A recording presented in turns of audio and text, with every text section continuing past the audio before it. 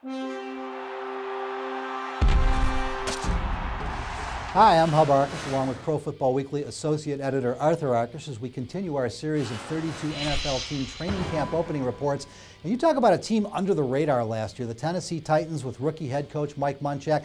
Not a lot expected. 9-7, missed the playoffs on a tiebreaker to the Cincinnati Bengals, and yet they've made some key moves in free agency, a couple of interesting draft choices. Who are the guys to keep an eye on this year, Arthur? Well, I think first and foremost, Cameron Wembley, cap casualty out of Oakland, is brought in, got the big deal. He's going to now transfer from outside linebacker to defensive end. The Titans need him to provide pass rush. That was their Achilles heel last year, 31st in the league at sacks generated. So they're going to need a lot more out of Cameron Wembley, Derek Morgan opposite of him, and then also KENDALL WRIGHT. A lot of people were kind of scratching their head wondering if there were other positions that should have been addressed before adding another wide receiver to an already pretty solid group. But I think everyone's excited to see what this Wright kid can do. He's been pretty explosive throughout the offseason. All right, offensively last year, Chris Johnson showed up late. Kenny Britt got hurt early. The dilemma at quarterback, do we go with Hasselbeck or Locker? What's the most important focus in training camp on the offensive side of the football? I think the most important focus is clearly going to be who's under center. Will Hasselbeck be able to hold off Locker, or will the youngster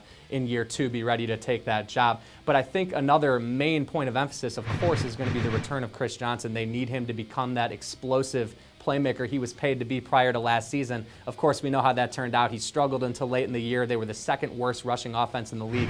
Hardly what you would expect from a Titans team that was threatening for a playoff spot. Defensively, they've had a few changes. Cortland Finnegan is gone. What are they going to focus on in camp to try and fix on the defensive side of the ball? We talked a little bit about improving the pass rush already. I know that's going to be the main focus. They brought in Keith Millard to be the pass rush specialist. That's a new position, and they're really hoping that he's going to be able to help not only the linemen, but also blitzing linebackers and DBs. So that's going to be number one point of emphasis. You talked about Cortland Finnegan, the tone setter on the defense last year, their best defensive player. Now he's in St. Louis. They need to figure out who's going to replace him and how that depth at cornerback is going to shake out without their best player. Young veterans who need to take a step forward. I'm going to throw Jake Locker's name out there. Who else do you want to add to that list? Locker's certainly a good place to start, but Chris Johnson, we talked about it already. He is the lifeblood of that offense. They need him to get back to doing what he does best, and that is creating in space. On the other side of the football, AKEEM started all 16 games, did some nice things on the strong side at linebacker. They want to see him in the backfield more. They want to see him, more disrupted toward the line of scrimmage. That'll be a big point of emphasis. Any veteran players on this team on the bubble need to be worried about their paychecks? I think so. A few on the defensive side of the football. Sean Smith, brought in to be that space eater in the middle, was